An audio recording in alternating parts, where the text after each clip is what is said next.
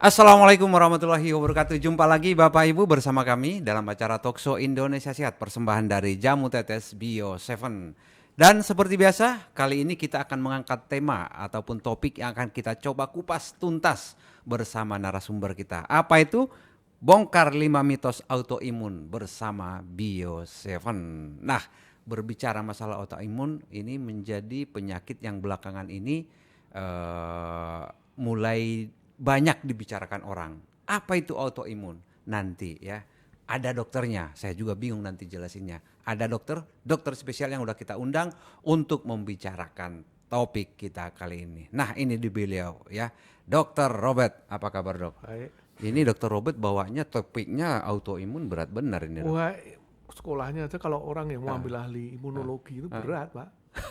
Dia dokter umum dulu, ambil spesialis penyakit dalam, Ya. 5 tahun lagi kan spesialis penyakit dalam tuh. Habis Habis dokter itu 5 ambil tahun. konsulen imunologi 10 tahun. 3 tahun, Oh, 3 tahun.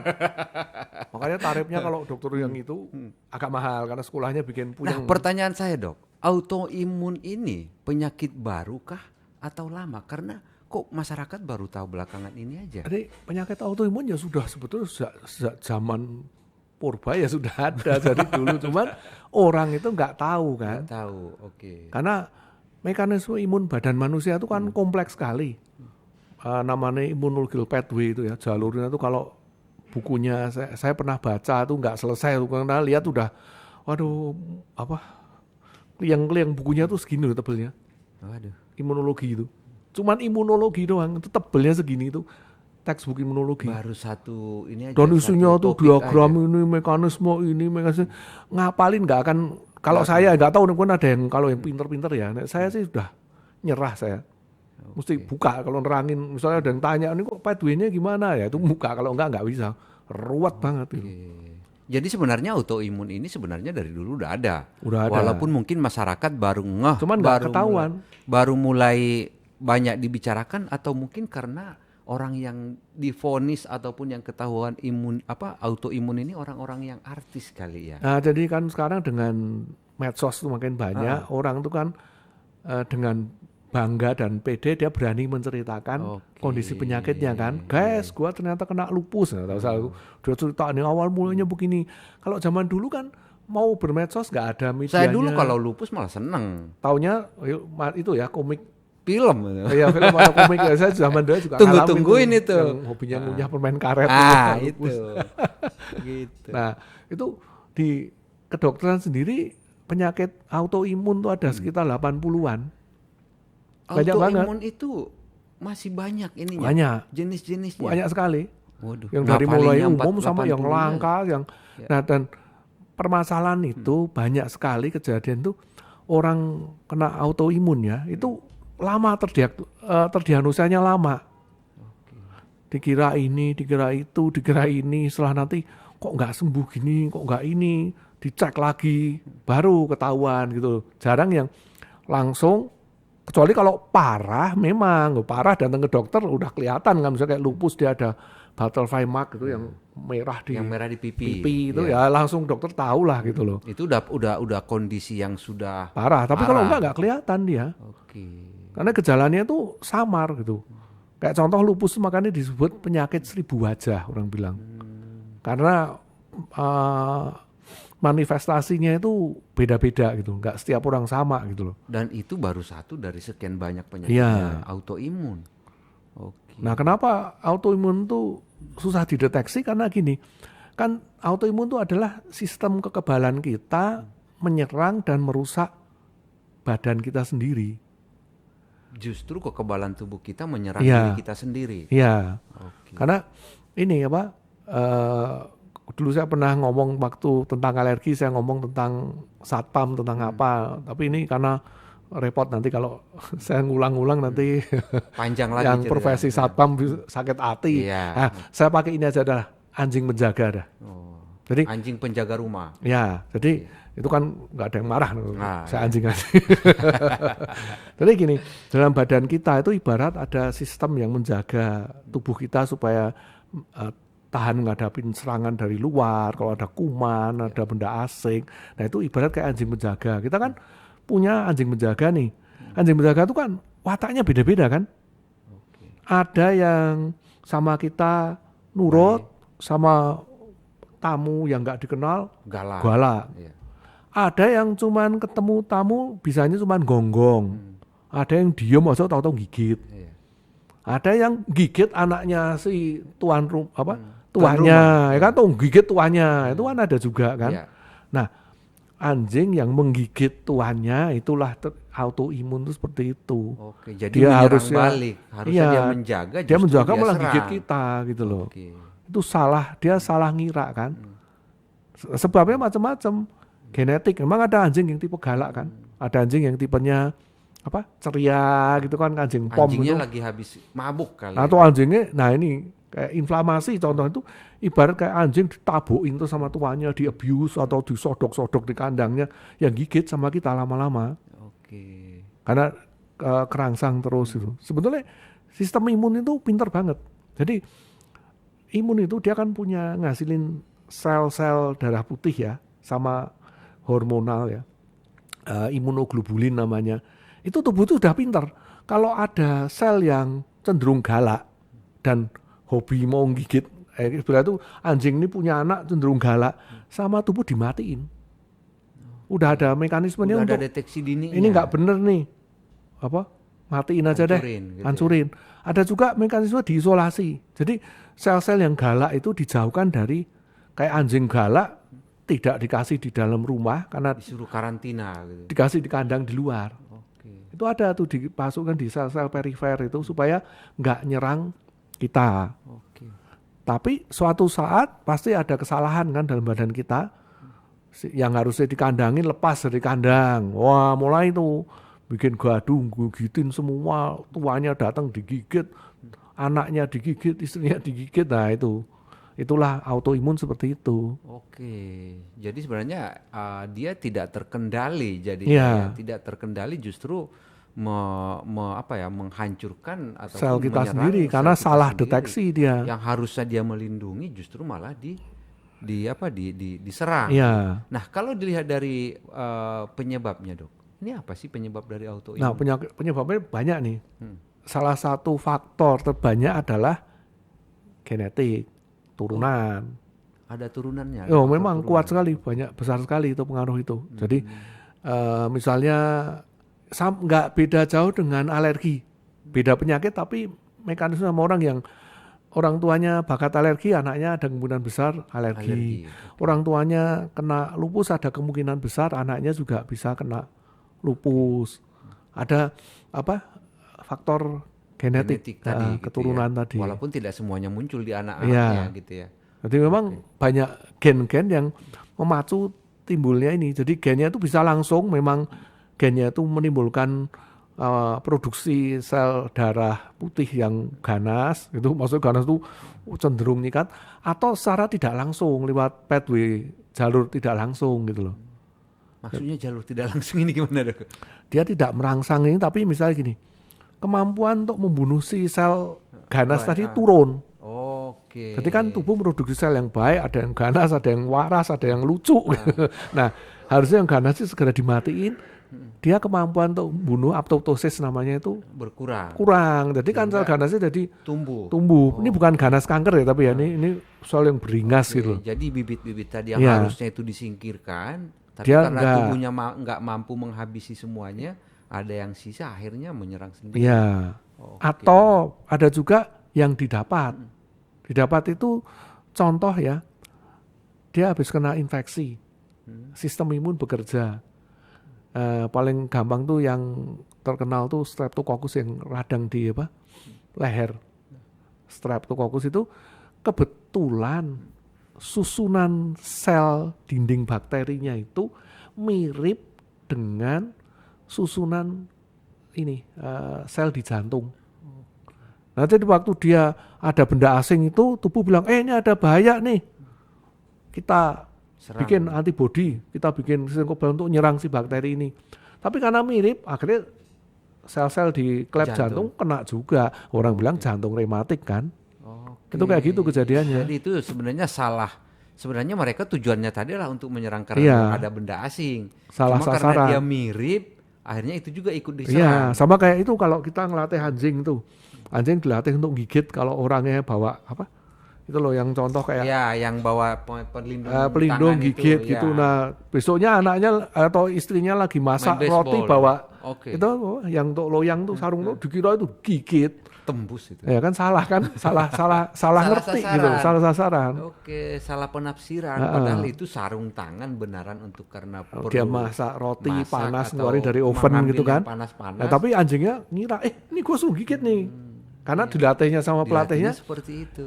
gigit itu kan tuh yang orang pakai pakaian tebel-tebel digigit. Nah, itu kayak gitu. Kalau dari perilaku kita sendiri ataupun kebiasaan-kebiasaan kita, ada nggak sih yang potensi mengakibatkan kita autoimun? Ada. Jadi polusi, zat kimia yang berbahaya segala macam itu bisa memacu autoimun tadi kumat. Jadi autoimun itu kadang ini kumat enggak gitu kan. Waktu kumat itu orang bilang flare. Flare itu kumat istilahnya itu. Nah, itu memacu. Itu soalnya apa? Ini mengganggu sistem imun. Sama kayak ini saya kasih contoh kayak anjing tadi. Anjingnya sebetulnya jinak. Ya, maksudnya udah terlatih jinak. Tapi tetangganya tuh anak kecilnya pada iseng. Dilemparin kerikil lah, disodok-sodok pakai ranting lah, digodain lah. Aduh, lama-lama jadi galak kan anjing itu. Lama-lama gigit. Gigitnya nggak cuman si anak itu, kita aja yang deketin digigit. Sama kayak anjing kejeblos lubang itu.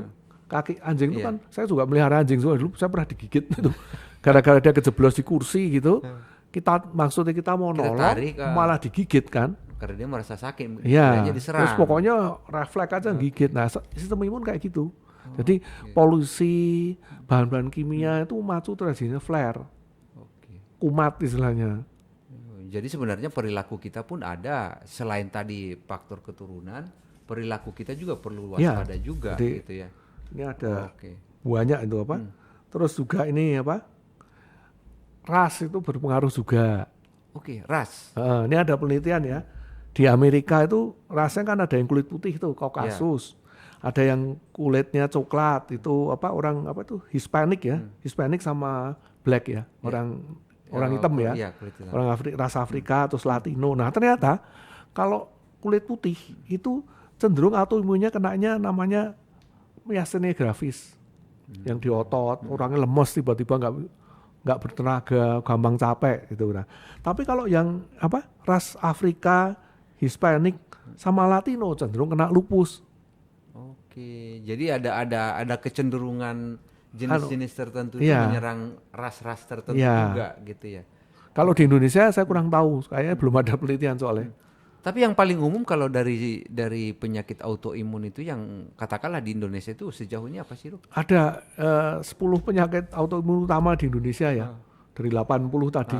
Nah, ini saya bacain karena saya juga nggak ngapalin 10. Tadi tebal banget soalnya. Mabuk itu.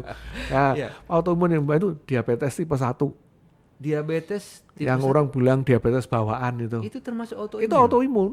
Jadi, tapi kalau yang tipe 2-nya enggak? Bukan. Ya, jadi sistem imun itu merusak sel pankreas yang ngasilin insulin. Dirusak oleh autoimun kita sehingga akibatnya dia nggak bisa, si sel tadi nggak bisa menghasilkan insulin. Nol hasilnya, makanya dirusak ya. Iya, dari kecil. Diabetes tipe 1 yang pertama, yang keduanya apa? Yang kedua lupus. Lupus masih banyak. Lupus itu banyak, tapi banyak sekali yang tidak terdeteksi. Karena tadi saya bilang lupus itu penyakit dengan 1000 wajah tadi kan. Karena orang kena lupus itu macam-macam gejalanya. Ada yang cuman gatel doang. Kalau kena matahari mulai perih-perih nggak enak kulitnya. Ada yang cuman foggy brain tuh kayak orang bingung tuh. Pikirannya nggak jernih, stres kayak. Setelah dicek ternyata lupus. Karena si lupus tuh kan nyerangnya dia ginjal, otak, jantung, pembuluh darah. Nah, yang waktu nyerang otak tuh bikin kita ini jadi bingung gitu ya. Kayak hun apa ya? Orang hun apa ya? Bingung. Ya, bingung, foggy brain. Kalau di kedokteran namanya foggy brain. Jadi kesadarannya berkabut gitu. Jadi susah ngejudge atau enggak mikir, kok konsentrasi susah banget. Konsentrasi buyar. 2 kali 3 berapa aja mikir, aduh berapa sih kok gue gak tahu. Ambil kalkulator gitu. Yang berikutnya apa, Dok? Nah, terus penyakit yang berhubungan sama tiroid. Oke. Ada dua nih yang utama ya, Graves disease sama Hashimoto. Oke. Kalau Ya. Graves disease itu dia tuh menyerang dinding sel kelenjar tiroid sehingga sel-sel tiroid tadi pecah. Nah kalau pecah, hormon tiroid akan meningkat kan, jadilah hipertiroid dia. Karena pecah sel-sel yang kan sel tiroid itu bentuknya hormon tiroid itu di dalam sel dilepasnya harus perlahan-lahan. Nah kalau dindingnya digerogotin dia hancur, keluarlah hormon tiroid dalam jumlah besar. Oke. Nah kalau yang Hashimoto kebalikannya, kelenjarnya dirusak sampai nggak bisa produksi tiroid dalam jumlah cukup sehingga dia jadi kurang tiroid, hipotiroid. Oke, waduh ini itu beberapa ini ya tadi penyakit ataupun Ini yang di tiroid ya. yang di tiroid ataupun gangguan-gangguan sistem autoimun Iya. di Indonesia yang sering ditemukan. Ini gitu ada ya. lagi, ini ada 10 nih. Ada banyak. Tapi sebentar dulu Dok ya, kita berikan kesempatan Oke. untuk Bio7-nya melintas dulu. Anda merasa tubuh semakin rapuh? Daya tahan dan kesehatan tubuh memang akan menurun seiring usia. Stres, polusi, dan gaya hidup tidak sehat memicu berbagai penyakit menggerogoti tubuh. Namun, kini saya tidak terlalu khawatir lagi. Saya telah menemukan cara mengatasinya. Bio7, formula herbal yang diproses dengan cara fermentasi, mengandung antioksidan, multivitamin, dan mineral. Terbukti ampuh mengatasi berbagai macam penyakit. Minum 15 tetes 3 kali sehari sebelum makan. Bio7, jamu tetesnya Indonesia.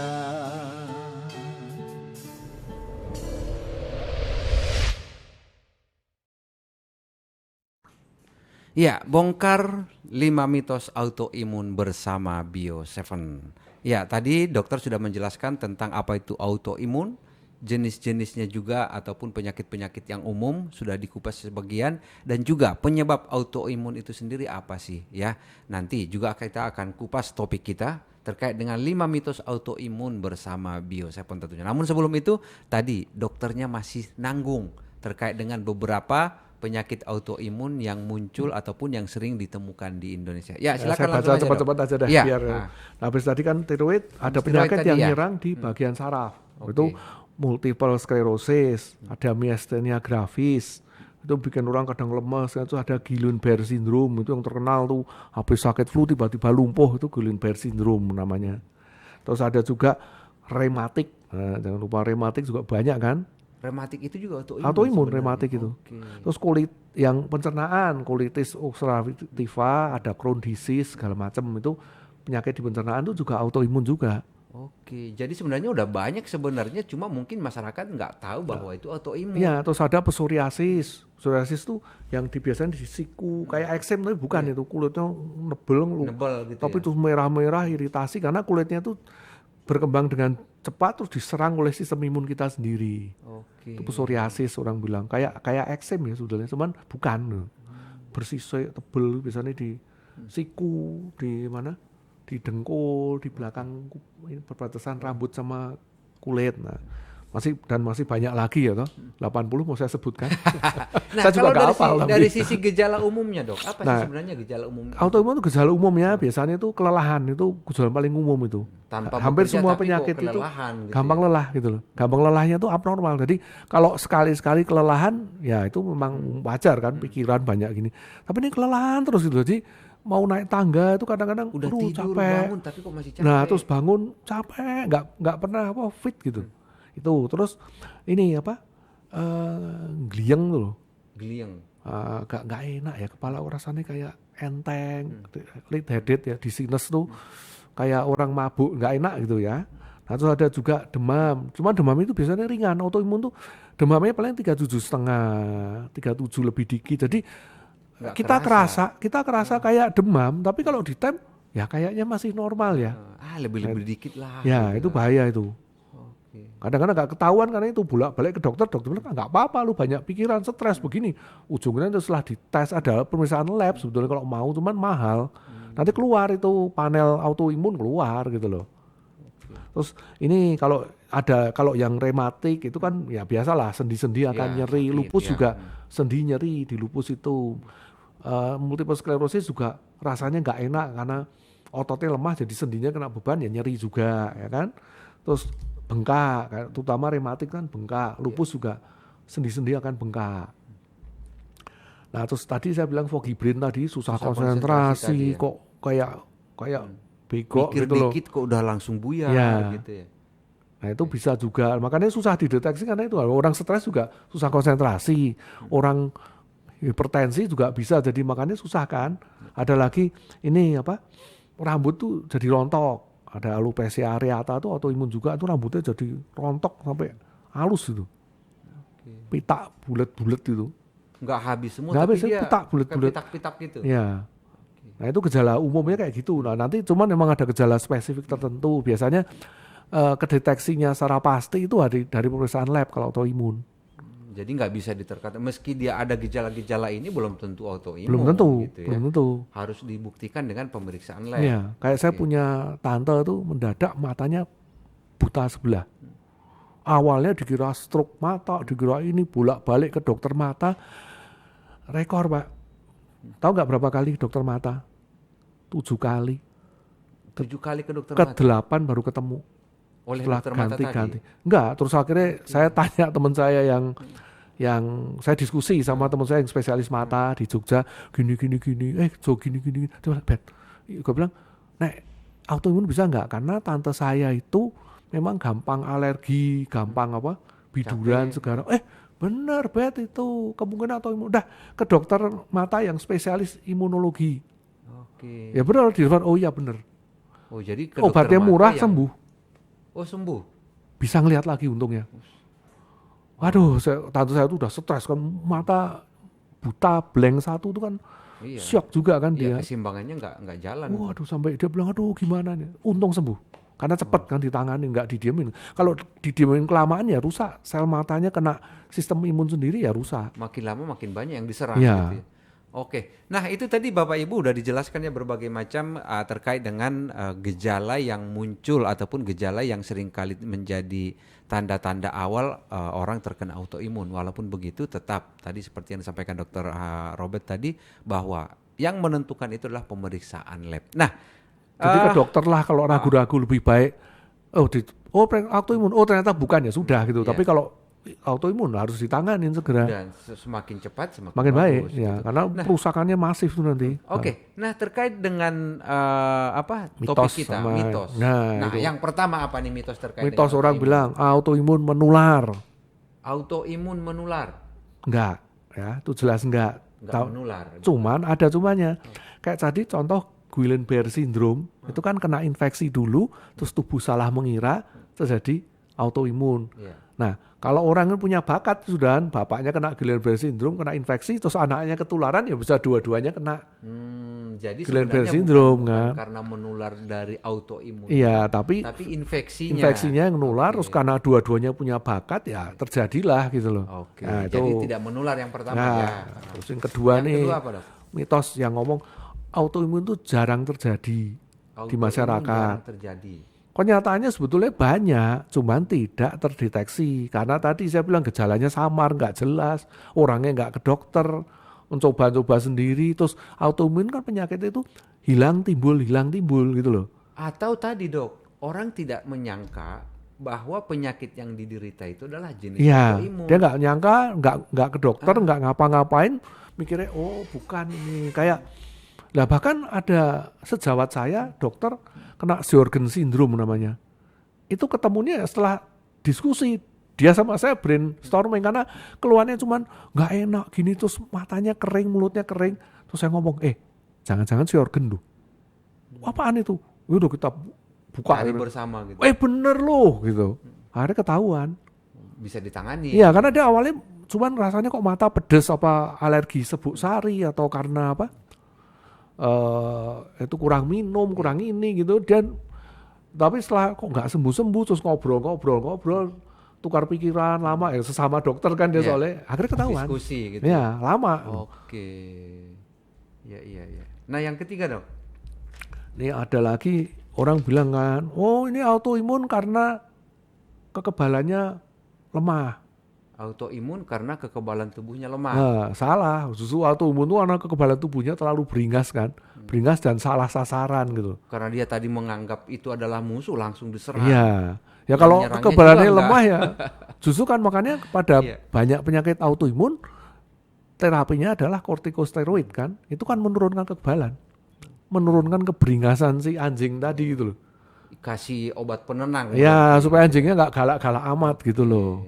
Iya, iya. Dia nggak bisa disingkirkan, tapi jangan sampai dia mengganggu. Iya, makanya kalau orang-orang dengan autoimun itu dokter selalu menyarankan hati-hati makan atau minum produk-produk yang menaikkan kekebalan secara nggak wajar. Ada kan untuk dulu tuh orang naikin imun pakai imun booster dari Echinacea segala. Autoimun nggak boleh, kontraindikasi. Hati-hati berarti ya. Kumat. Lupus dikasih Echinacea bisa kumat. Ya karena makin Lu anjing sudah galak dikasih obat biar anjingnya galak gitu kan. Kalau anjing Cina yang loyo-loyo ya, kekebalannya jelek, dikasih obat biar beringas cocok kan, biar dia nanti bisa gigit kalau ada maling masuk gitu. Nah ini udah galak dikasih ya makin gila ya kan. dikasih aja udah galak. Iya. Apalagi dikasih. Iya, hati-hati Echinacea tuh hanya untuk orang sehat makanya. Kalau orang autoimun udah jangan. Ya, yang berikutnya yang kelima. Autoimun sama dengan alergi. Autoimun sama dengan alergi. Salah juga. Kalau alergi itu kan ada benda asing dari luar yang masuk. Benda asing atau rangsang mekanis yang masuk, terus tubuh merespon secara berlebih, ya kan? Sebuk sari masuk, tubuh ngira ini benda berbahaya, wah keluarlah peperangan yang Cuma nggak perlu. reaksinya dia berlebih. Itu baru kalau anjing cuman orang bukan maling, cuman tukang nyatet Koran. meter listrik, udah orang dikira maling, ya itu alergi kayak gitu. Tapi kalau autoimun itu kan menyerang tuannya sendiri, beda kan? Tidak ada apa-apa. Nggak ada dari apa-apa dia luar, nyerang tapi dia tuannya, menyerang sendiri. atau yang Oke. luar malah nggak diserang, tuannya yang diserang gitu loh. Oke, jadi banyak tadi udah 5, Dok ya. Nah terus saya tambahin ini yang mitos yang autoimun diperparah oleh stres. Itu benar, ini bukan mitos. Autoimun diperparah oleh Itu benar, stres. benar sekali. Karena sistem tadi anjing menjaga tadi, kalau sering disodok, stres itu kan Makin kita jadi. gini, stres itu kan badan kita tuh ada bahaya nih, kita harus melawan nih. Standby itu kasih alat, anjingnya siapin, anjingnya diomongin, dikasih kode mungkin tuh gigit ini kalau ada ini, ya beringas kan dia. Nah karena beringas dia bisa gigit kita kan. Kayak anjing kalau pas dia, nih contoh nih anjing beringas nih, anjing lagi berantem sesama anjing, kita lerai gigit nggak? Anjing bisa gigit kita sendiri kan? Sama itu, kayak gitu. Udah dalam Stres itu. posisi dia memuncak, ditambah tuan lagi. sendiri dia nggak sadar gigit tuannya sendiri. Nah stres itu kayak gitu analoginya. Dan stres itu juga banyak pemicu ataupun menjadi penyebab semakin Ya. parahnya suatu penyakit juga. Iya, gitu saya pernah lihat testimonial orang yang kena lupus, diobati macam-macam susah sembuh, dia sembuh setelah meditasi itu doang. Sembuh justru total. diredakan Bahkan gitu. sampai bebas obat dia bilang gitu. Oke. Ya karena stresnya turun kan kalau meditasi itu. Oke, itu tadi malah jadi 6 ya. 6 walaupun Tak kasih ini- lagi dah, bonus lagi 7. apa lagi, Dok? Antioksidan tuh berpengaruh enggak terhadap autoimun? Ini kaitannya sama Nah, Bio ini nih 7. yang mau saya tanya ini sebenarnya. Ternyata antioksidan tuh sangat berpengaruh. Kalau kita asupan antioksidannya banyak, orang yang autoimun itu flare-nya, kumatnya akan berkurang. Jadi sebenarnya perannya Bio7 ini justru bagus Karena berarti ya. antioksidan itu kan melawan itu reaktif oksidatif stres itu. Nah itu kan reaktif oksidatif stres tadi memacu si anjing galak tadi gitu loh. Itu kayak dikili-kili anjing udah galak, dilemparin kerikil terus, disodok-sodok jadi galak gitu loh. Dan dia mencegah itu. Tapi memang ya untuk penyakit autoimun tuh kalau mau makan obat apapun, karena memang risikonya itu kan tinggi, tolong konsultasi ke dokter sebaiknya. Oke. Ya.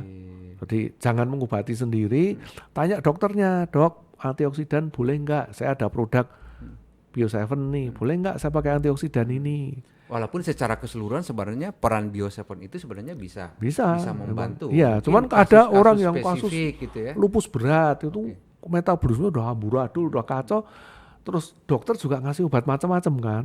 Nah itu konsultasi lah gitu. Karena dokter juga kalau tahu oh ini antioksidan isinya ini ya boleh kalau misalnya oke. Karena ini kan sebetulnya banyak isinya dari alami kan. Iya, semuanya alami. Tunjukin dokternya, dok ini loh antioksidan ini dari kulit manggis, dari ini, dari apa itu temulawak, dari Ada uban. bawang putih, dari jinten Jadi hitam. tunjukin aja nggak apa-apa, jangan takut. Jangan Karena disembunyiin. iya, Iya. kalau dokter tuh kalau yang tahu pasti ngomong oh, oke. Pak, Pak Dokter Indang, ayo pasti Wah, bilang oke. Oke.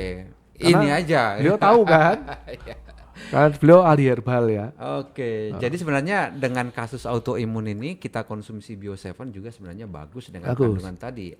Dia banyak antioksidan yang bisa membantu mencegah jangan Flare, kumat. flare-nya itu jangan Iya. kambuh gitu ya. Dan jangan yang belum juga ini mencegah supaya sistem imun kita nggak jadi gila itu tadi kan. Oke, jadi bisa terkendali gitu. Iya. Dan tentu juga Bio7 dengan nutrisi di dalamnya juga akan membantu menjaga daya tahan tubuh kita juga makin bagus. Iya. Tetap terjaga dengan baik gitu ya. Dan nggak aneh-aneh juga kan, dia kan bukan bahan chemical ya. Iya. Ya bahan tumbuhan selama kita nggak dipantang makan kulit manggis, nggak dipantang makan temulawak berarti kan aman gitu kan. Betul, iya. Ya makanya kalau selama dokter bilang nggak ada pantangan itu ya nggak apa-apa kan kulit manggis kulit ini tunjukin aja ke dokter, rata-rata dokter akan tahu Oke. aman atau enggak gitu. Itu tadi dari Dr. Robert ya terkait dengan Bio7 kaitannya dengan penyakit-penyakit autoimun. Tadi udah jelas bahwa Bio7 dengan kandungan antioksidannya sangat baik untuk membantu mengatasi ataupun menangani masalah penyakit-penyakit autoimun. Tapi tetap harus dikonsultasikan ke dokter. Terutama kalau konsumsi obat-obatan dokter sebaiknya konsumsi Bio7 itu diberi jeda paling tidak 1 jam ya. 1 jam setelah minum obat-obatan dokter baru minum Bio7-nya. Nah itu dia bahasan kita pada kesempatan kali ini. Mudah-mudahan apa yang disampaikan ataupun yang sudah dibeberkan oleh Dr. Robert bisa bermanfaat menjadi ilmu yang baru bagi kita. Terima kasih Dr. Robert. Yuk, sama-sama. Mudah-mudahan kita bisa memberikan topik-topik yang menarik lagi pada kesempatan yang lain gitu ya. Oke, Bapak Ibu terima kasih. Dan jangan lupa konsumsi Bio7 secara rutin karena Bio7 jamu tetesnya orang Indonesia. Sampai jumpa.